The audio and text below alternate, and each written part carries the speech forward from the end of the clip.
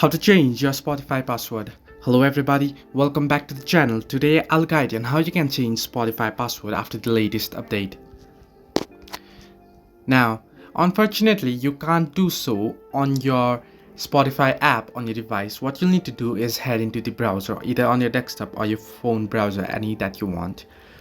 First, it's quite simple, so let me guide you. Head into the Chrome or any other browser that you want and search in for spotify.com and you'll be headed into Spotify browser.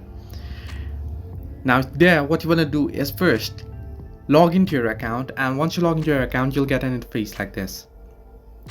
What you want to do is tap on the settings icon that you can find at the top right corner of the screen, and here on settings what you want to do is tap on view account option.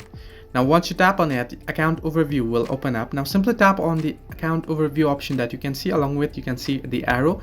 Tap on it and here you'll get the third option, change password. Simply tap on change password here and you can easily change your password. Enter your current password here and then enter your new password and re-enter your new password and simply tap on set new password and your Spotify password will be changed.